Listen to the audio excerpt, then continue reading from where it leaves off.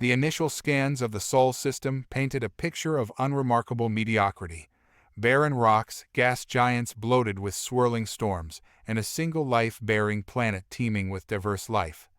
This world Earth was home to a species called humans 8 billion strong, with a smattering of rudimentary structures scattered across their surface.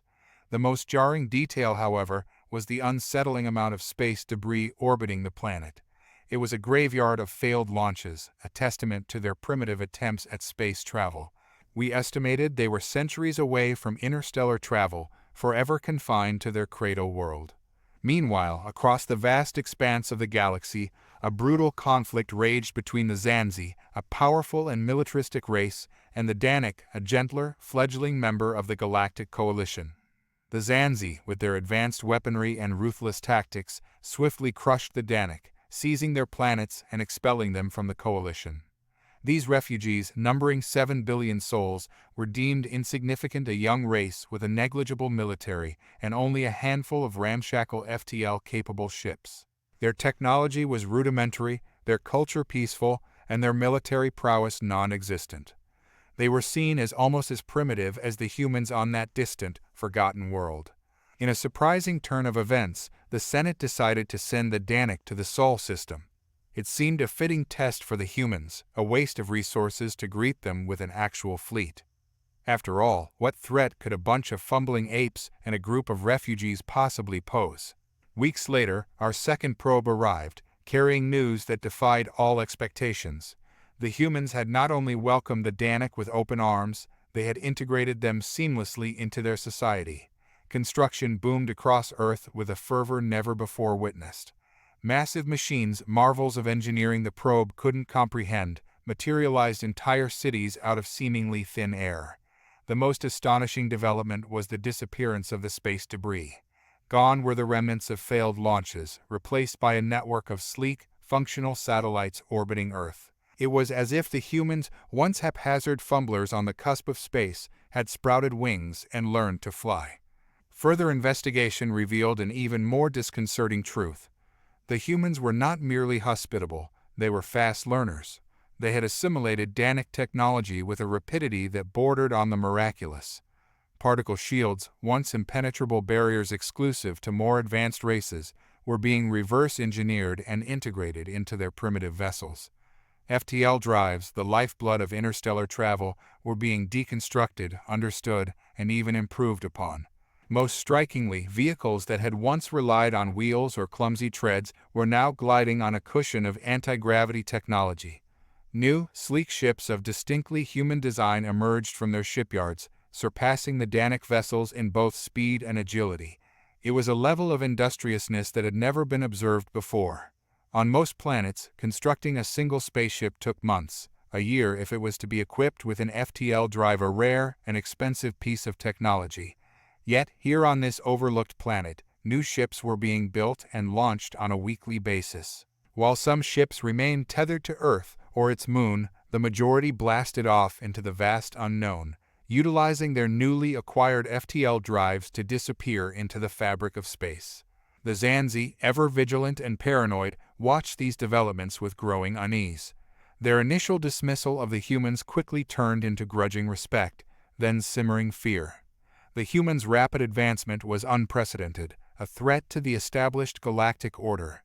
Using their influence within the Senate, the Zanzi generals championed an attack on Earth. They argued that the humans were an unpredictable wildcard, a potential threat that needed to be neutralized before they could pose a serious challenge. The Senate, wary of upsetting the delicate balance of power, initially resisted. However, the Zanzi generals, fueled by a mixture of fear and pride, presented a compelling case. They boasted of a swift, decisive operation, a mere show of force to subjugate the upstart humans. Finally, the Senate capitulated, granting the Zanzi permission to launch a punitive strike. 100 massive warships, the pride of the Zanzi fleet, were assembled for the assault. This fleet included everything from nimble fighters and heavily armed destroyers to planet-cracking dreadnoughts. It was a force designed to overwhelm and subjugate, a demonstration of Zanzi might. Millions of Zanzi soldiers, hardened veterans of countless campaigns, manned these ships, brimming with confidence. Earth, with only a year to prepare for the inevitable, seemed doomed.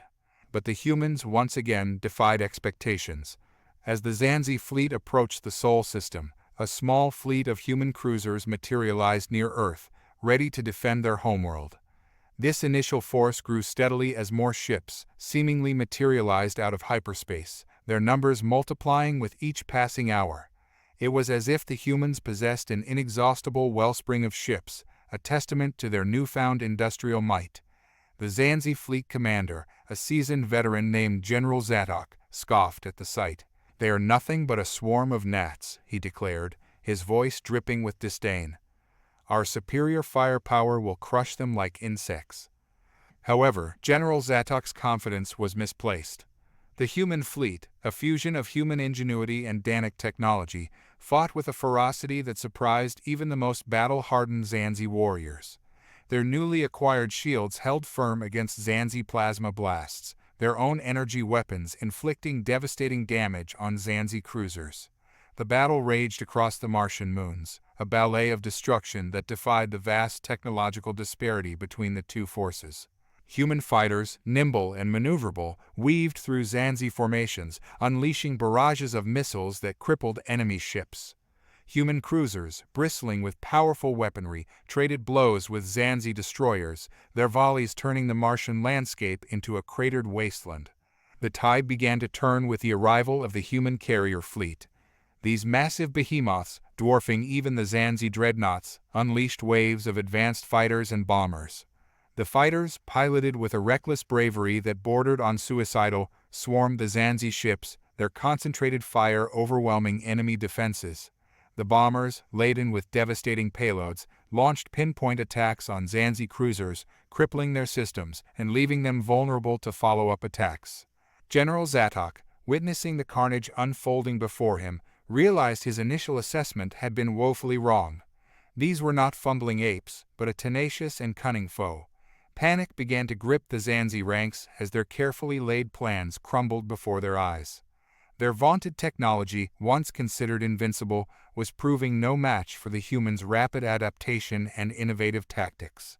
Desperate to salvage the situation, General Zatok ordered a retreat. He turned the flagship dreadnought, a behemoth known as the Star Devourer, and prepared to jump back to Zanzi territory. However, the humans anticipated this move. As the dreadnought initiated its jump sequence, a swarm of human troop transports, launched from the massive carriers, descended upon the Zanzi fleet. These transports, seemingly unremarkable vessels, held a deadly surprise squads of elite human marines, armed with advanced weaponry and fueled by a burning desire to defend their newfound home. The transports, defying Zanzi point defense systems, latched onto ventilation shafts and docking ports on several key Zanzi ships, including the flagship dreadnought. From these points of entry, the human marines erupted onto the Zanzi vessels like a tide of fury. Brutal hand-to-hand combat ensued within the metallic corridors of the ships, a desperate struggle for control. The human marines, smaller but more agile than their Zanzi counterparts, fought with a ferocity fueled by their underdog status and the knowledge they were defending everything they held dear.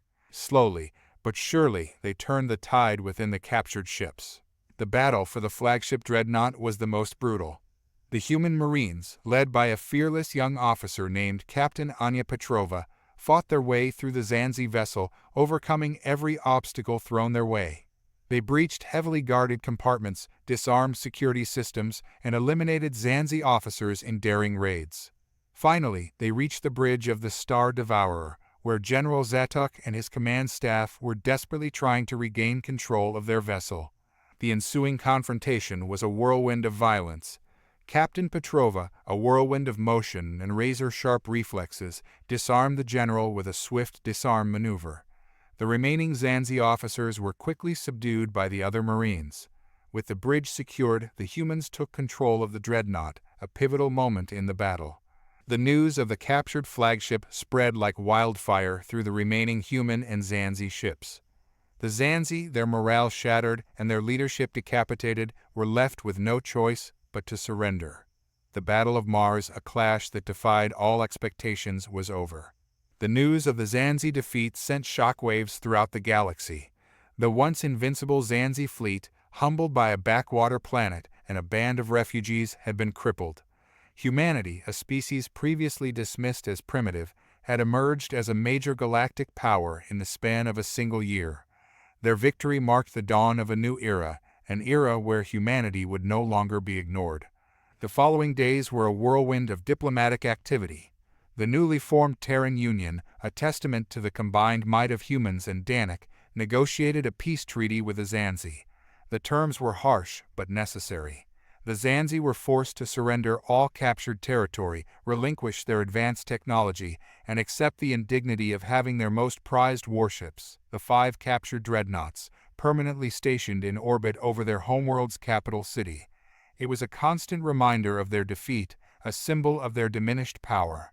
News of the treaty spread like wildfire across the galactic network. Species that had previously ignored humanity or dismissed them with patronizing amusement now scrambled to learn more about this unexpected force. Embassies sprouted on Earth like exotic flowers, each vying for a piece of the human miracle. Trade delegations flooded Terran markets, eager to secure access to the revolutionary human technology that had turned the tide of the war. Humanity, once a forgotten speck in the vast tapestry of the cosmos, was now a beacon, a symbol of boundless potential. Within the Terran Union, a sense of euphoria reigned. Cities buzzed with a newfound energy as humans and Danik celebrated their unlikely victory. Schools across Earth incorporated galactic history into their curriculum, tales of the Zanzi War becoming the stuff of legend. A new generation, raised on stories of human ingenuity and Danik resilience, dreamt of a future where humanity could explore the stars, not as a struggling species, but as a leading galactic power. However, amidst the celebrations, a sobering undercurrent emerged. The scars of the war, though fresh, were a stark reminder of the galaxy's harsh realities. There were whispers of ancient, even more powerful empires lurking in the unexplored corners of space. The Zanzi, though humbled, were not vanquished. They nursed their wounds, their thirst for revenge simmering beneath the surface.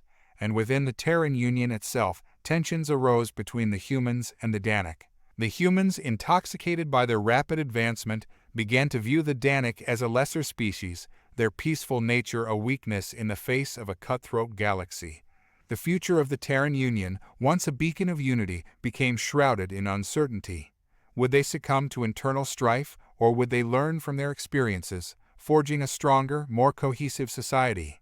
Would they use their newfound power responsibly, or would they be consumed by the same greed and arrogance that had brought down previous galactic empires?